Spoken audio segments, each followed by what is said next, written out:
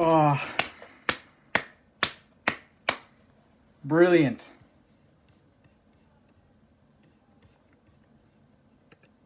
Welcome, Sainers.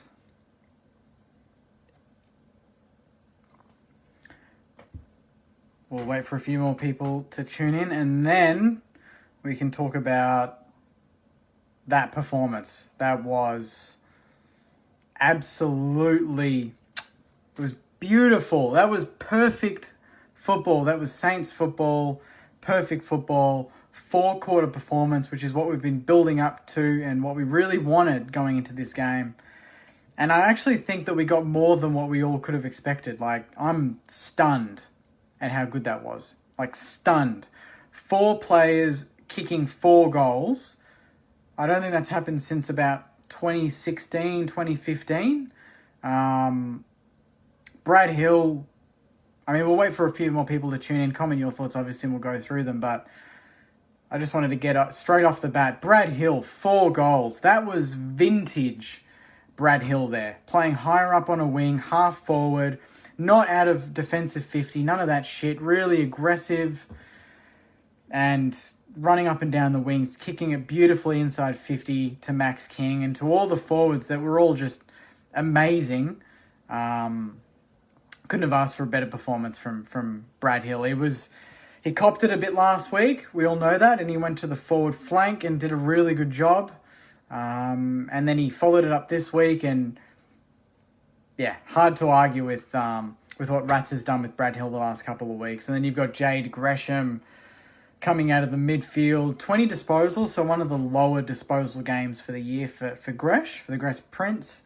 But he lands 4 goals, and he's just that X factor that most teams really can't handle. That goal at the end, the fake, the dodge, cutting inside, and then kicking that goal, that was just the icing on the cake for me. And then you've got Max King following up with his 3rd consecutive bag of 4. He's now on 12 or 13 goals for the year, close to the top of the Coleman medal. And then Tim Membry, the workhorse, the man who just does everything, works his ass off, creates opportunities not only for himself but for the rest of the team. That's a dangerous forward line. That is, without Jack Higgins, without Zach Jones, without Jack Billings, Hunter Clark, there's a lot of players there that are going to be pushing to come into this team. But right now, you wouldn't change it. I have to say, Nasai Wanganeen-Malira, 18 disposals, looked at home on the wing. The little fake, the kicks, everything that he did was classy. Windhager, his hands are lightning. 15 disposals on debut, if you don't mind. And he just didn't look like he was worried about the opposition. And going into this game, it has to be said that Hawthorn were an informed team. They were very good last week against Carlton. They won 3 of the 4 quarters, I believe. And then they smashed Port the week before and beat North Melbourne the week before that. They were going for 3-1 like us. And their supporters were very confident going into this game, it has to be said.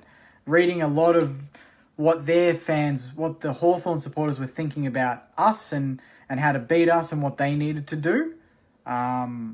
They were very confident. They couldn't believe that we were favourites. So for us to go out there and I think at one point to get 81 points up in this game was fantastic. We couldn't have done anything better. The back line was brilliant. The fact that I don't think it was a coincidence that Hawthorn got a lot of shots from wide angles. They got a lot of shots early. During the game, you'd have to say they had a lot of set shots. But if you look at it and where they were, the quality of set shot, they were pushed wide constantly because we knew Hawthorn wanted to go through the middle. They wanted to play fast. They wanted to isolate their forwards and get them on the lead, get them on the move. And we blocked up the middle of the ground. They could hardly go through there. And when they did, they couldn't go inside 50 in the middle. They had to go wide, which meant, great, we're giving them a mark inside 50. Sure, the stats might look good for them. But you look at the quality of shots. They're shots that you kick 2 out of 10. You're not kicking them a lot. So we played the averages perfectly. We knew what we needed to do today, and we played the game plan to perfection and more. The midfield, Paddy Ryder, I don't know what's going to happen with him on that bump. I honestly didn't think much of it. He might cop a fine. Hopefully that's all it is and not a suspension. But having him and Rowe rotating and dominating Reeves, who tried his best, but we just got first use every time. And when you get first use out of the middle every time, you're giving your forwards the first chance, the best chance, 6-6, one-on-one contests, and you're more than likely going to kick a winning score there. But I don't know. This is one of those games where you just want to go back and watch the replay over and over and over. And Marcus is asking, where's the wine, mate? To be honest, I'm driving, so I couldn't go crazy. I actually couldn't get to the game today, Saners. I'll be completely honest. I couldn't get to the game. I was spending time with my cousin, and they cooked up a beautiful barbecue. Got the fish on the barbie, lemon, very, very beautiful. Some corn, bit of Canadian Club during the game, you know. So the wine wasn't there. Maybe later tonight if I watch the replay. But it was just one of those performances that you watch other teams. You watch Melbourne, you watch Brisbane, you watch Geelong. You watch these other teams and they put in these performances and you're like, I just want the Saints to do it. I just want the Saints to put the team to the sword, make a statement and climb the ladder. And it's kind of surreal when that happens. You know, we were third. It's annoying because on the siren, we were third going into the table. And then they kicked the shitty goal at the end and we go fourth. But that was literally the only negative of the game. Even during the game, posting my quarter reviews on Facebook, I had no complaints. First quarter, 6 goals to 3, no complaints. Second quarter, another 6 goals to 2, no complaints. Third quarter, pretty even, no complaints. Fourth quarter, 7 goals to 2 or something at the end, get 80 points up. No complaints. Like, it was just a perfect performance from the club, you know, and it's been a long time since we said that. Even the Brisbane game last year, there were ebbs and flows, but today it was a 4-quarter team performance, and it wasn't just the stars. Jack Steele got back to his best, kicked a goal, 30 possessions. Gresh, absolutely phenomenal today. Probably best on ground with 20 disposals and 4 goals. Max King wasn't at his best, but he still kicked 4. Like, most of the game I thought Hawthorn have handled him well, double-teamed him, kept him, you know, kind of corralled him from running and jumping at the footy. They always had a player there to get the fist or get a body on King. He still ends up with 4 goals, kicks 3 in the 4th term. Like, he's a 4th term specialist at the moment.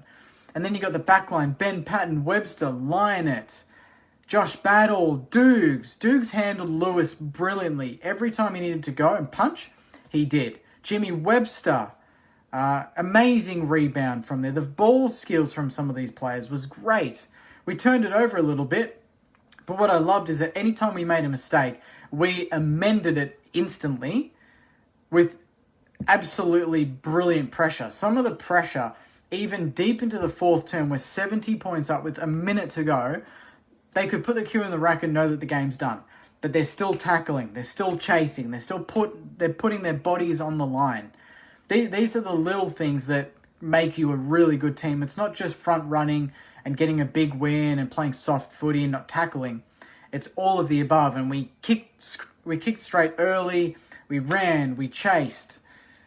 We were clinical. And I love that we took Hawthorn's strength, which was playing fast, going down the middle, being really aggressive. We took their strengths and we're like, we're going to make those strengths and weaknesses today. You can play fast, but we're going to kill you the other way. And we did that. I love that Hawthorn thought that they would beat us at their own game, and little did they know that we were going to beat them at their own game. They wanted to play fast. Sainers are here to play faster and smash you at doing it, and that's exactly what we did. So full credit to Rats in the coaching box. They nailed the game plan perfectly. The team was perfect. I thought bringing in Winhager was great. We had the perfect amount of smalls and talls, because I thought anytime we didn't mark the ball and the ball hit the deck, we had numbers. And early, I thought Hawthorn had the numbers. They were getting balls out the back and handballing and getting kicks inside 50, repeat entries.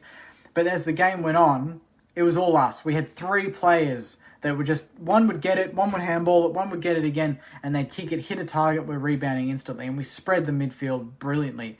I think the MCG really should be our home ground, to be honest, because we play it so well.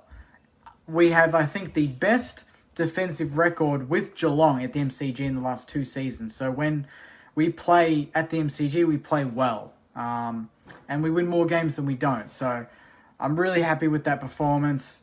Like, I think critiquing losses is a lot easier for me because you can pick kind of, that didn't go right, that didn't go right. But performances like that, you're like, that's amazing. That's Saints footy. That is to a T what we believe this team is capable of. And I think the scary thing is for the competition, and the great thing is for us is that, these players, I think, start to believe that they are part of a good team and we are capable of a lot more than we've delivered of late. And now we've got Gold Coast going into next week at Marvel Stadium. So all saying is get to Marvel. It's a chance to go 4-1.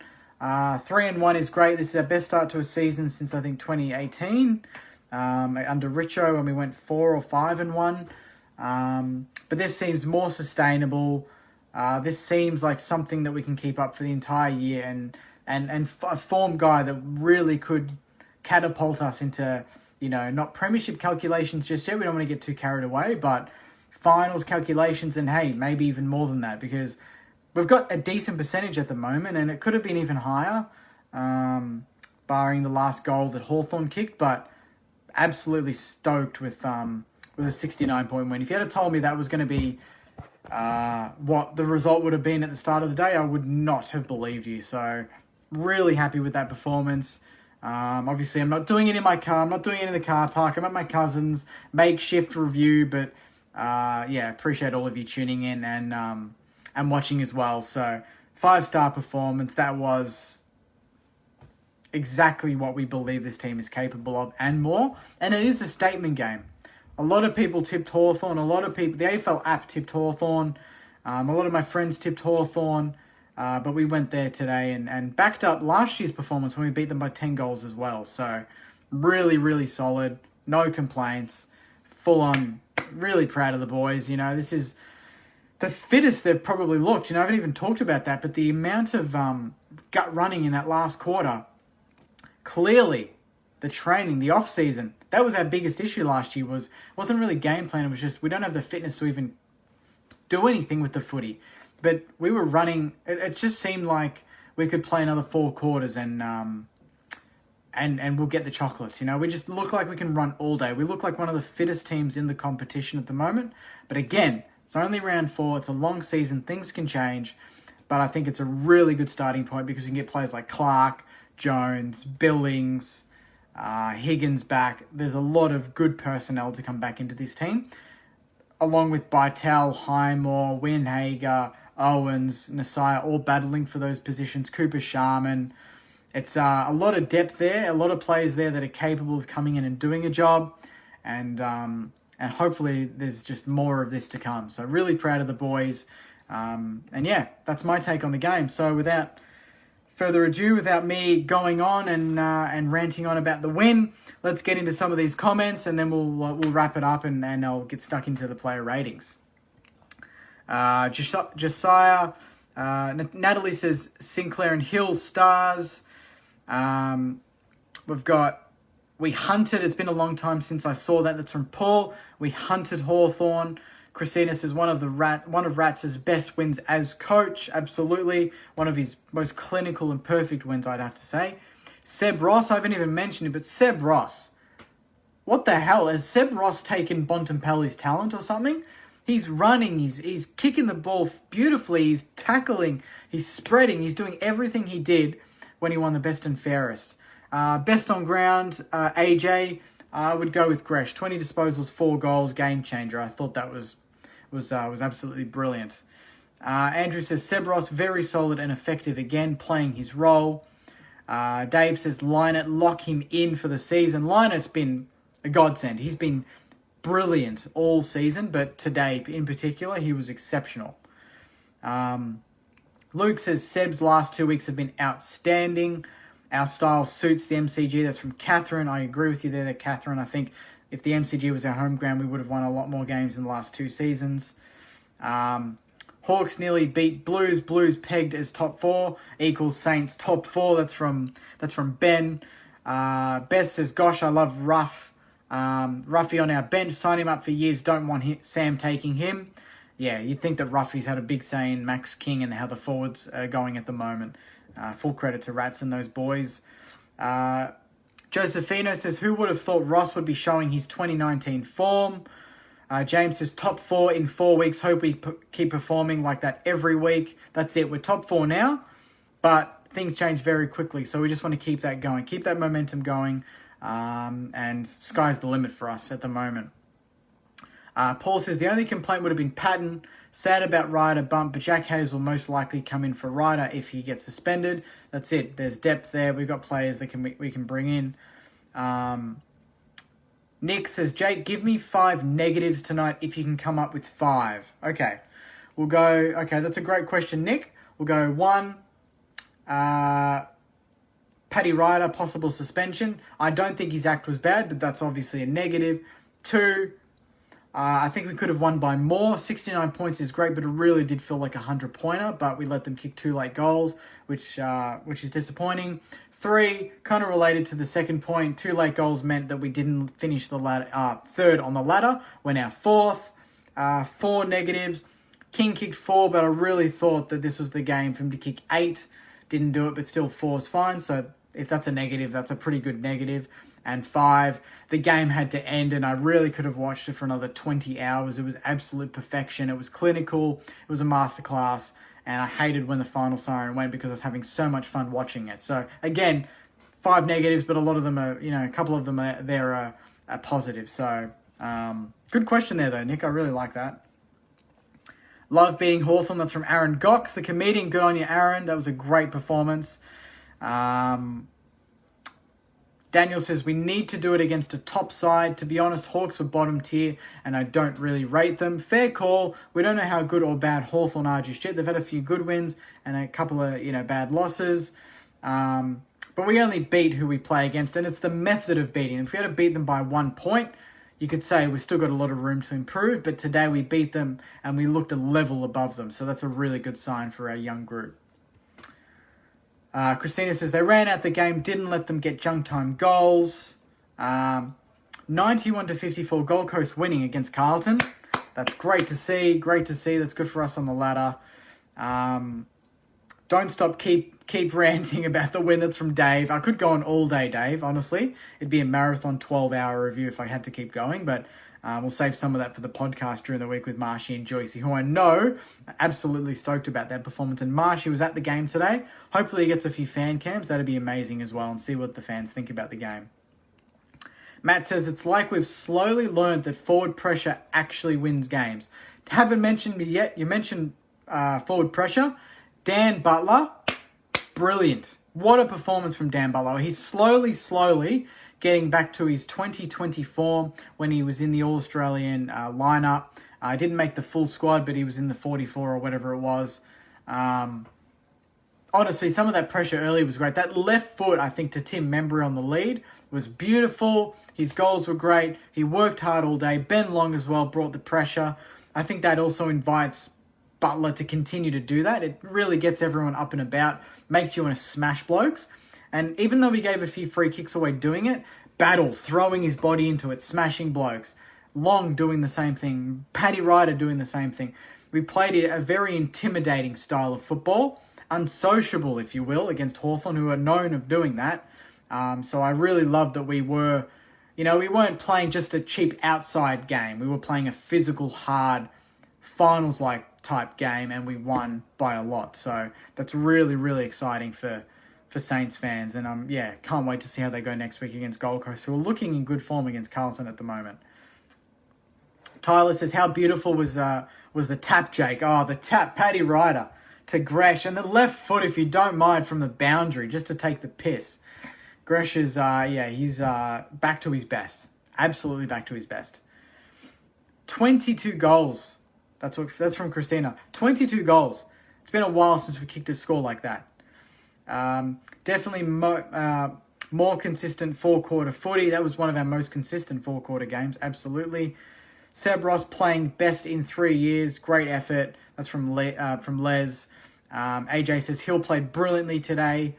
Negative number 6, the horrible first minute, need a better setup at the start. That's true, we did concede the first 2 goals in the first 2 minutes again, but we made up for it with the next 3 or 4 goals after that. Tony says there were some precise kicks from a few. Sinclair kicking hits the mark. He's brilliant. Sinclair, every week, he just does the job. Every single week. Jakey, I'm looking forward to your player ratings for this game. That's from AJ. Yeah, it's going to be an easy one. There's going to be a lot of 10s, a lot of 9s, a lot of 8s. There's not going to be a lot of lows. So it's going to be a very easy player ratings for me. Will the media give us any credit finally? That's from Jason. Hopefully. I really do think that we deserve it. I think we went away to Perth and Fremantle and no easy beat in Perth. We beat Richmond, who looked very good again last night, and we've beaten Hawthorn, who have been one of the form teams in the competition, and could have or should have been 3-0 going into this game. So we've beaten who's been put in front of us, and we should have beaten Collingwood round 1. We really should be 4-0, but hopefully that Collingwood loss was kind of the catalyst, really triggered the learning and go, we're better than this. We can play better than this. Let's go. And our third and fourth quarters all year have been great. So that really does show that our running capabilities are advanced compared to the same time last year, because we're really burning teams going the other way. What else we got? Low key, that was 2009-2010 throwback in my opinion. That's from Tyler. That is a massive call, Tyler, to compare it to 09-10, but I'm not going to complain if that's the case. Longy, that's from Raphael. Great performance from Longy again. He's doing his job. That's our highest score since 2016. 2016, really? That is a big, big stat. I thought we would have scored a few big ones since then, but clearly not. That is immense. I think Hill was best on ground. His run was incredible. True. I say Gresh 4 goals and 20. Hill had more and kicked 4 as well. And that's I think his career high. He's never kicked 4 goals in a game. So congratulations, Brad Hill. That was beautiful to watch. Douglas says Saints seem to be on the improve every week this year. Confidence must be also be on the up. So hopefully this will continue. More of the same Saints. Great comment there, Douglas. Max King tied leading goal kicker for the competition at the moment. That's great signs as well, considering it a quiet one in round 1. Andrew says biggest improvement was our kicking inside 50 simples. That's it in a nutshell for us. Sinclair, Hill, Nasiah, and even Steele and Crouch continually hitting targets up forward. And it also helps when players are on the lead and creating avenues where the ball just has to be put in front of them and it's an easy chip. And I think we're really getting into a good rhythm of doing that, especially at the MCG where there's so much space. Rod says this is the Saints we want to see. Battle with Sinclair and Howard equals a concrete wall down back. Well done, boys. And this is a tough one from Tom. Who's getting dropped for Higgins? I honestly don't know at the moment. It'd be really hard to drop anyone because I think Winhager did enough to play. But, this is the battle for competitions. Wait till Jonesy comes back. Billings. Higgins, you got Butler. Not Butler. You got Clark. It's going to be very hard to fit all these players in. And maybe some of them have to go to Sandy and actually perform and earn their spot in the starting lineup. And that really does show the level of depth that we have and the competition for spots that we have. Ryder's tap to Gresh was elite. That's from Nathan. We'll go a couple more, and I think we'll wrap it up there. Sainers. Tilly says, finally have faith that we will kick straight after years of fuckery up front. As our set shot kicking was actually very good today. I was very impressed with that. David says, pressure, tackling, smothering, fantastic, and created a record amount of rebounds. Really? Record amount of rebounds. I got to check that out. Because I know Hawthorn were very big at the rebound game, but for us to do that as well is very good against them. Something to mention, Jake, this is from Marcus, 75 points at halftime. 75 points. I don't think we've had that many goals at halftime since the Richmond game in 2017 when we were, I think it was 91-10 at halftime. So for us to be 75 against a pretty well-drilled team in Hawthorn, and the fact that Sam Mitchell isn't a bad coach. He would have been trying things all game, right? All game he would have been like, put that guy there, try that, do that. But nothing worked. We were that relentless that anything he did not work. Sam Mitchell's known for being the brain. He knows football. He's supposed to be an amazing coach like Clarko. But whatever he tried, it was thrown back in his face because we were too good today. So yeah, I think I'll leave it there, guys. Tilly says, always looking forward to the podcast after a win. I can't wait to get back into the studio or remotely on Tuesday and chat to Marshy and Joycey. But I appreciate all of you guys tuning in late after the game and enjoying the win. But honestly, get off here, go watch the replay, have dinner. It's going to be amazing. I can't wait to watch the replay again. It was one of those performances where every quarter was great. Last week was great, but you really skipped to the third and fourth term, and that's where shit started to happen. Tonight, it's really going to be from literally the first bounce, or at least after the first 2 goals that Hawthorn kicked, you watch and you're just like, what a performance from the club. So, Sainers, enjoy it. Thank you for tuning in. Thank you for everyone for donating stars. I really appreciate it. This will be up on YouTube as well. If you're tuning in late and you want to watch it from the start, it'll be up on YouTube in the next 20 or 30 minutes, and you can watch the replay there. The podcast with Marshy and Joycey out on Tuesday night, and obviously Saints TV Weekly will be out tomorrow morning, and we'll summarise all of the big news from the week, including the big win from today at the MCG against Hawthorn by 69 points. But until then, guys, take care of yourselves, enjoy the rest of your Sunday night, and as always, go you mighty Sainers. See you soon, guys.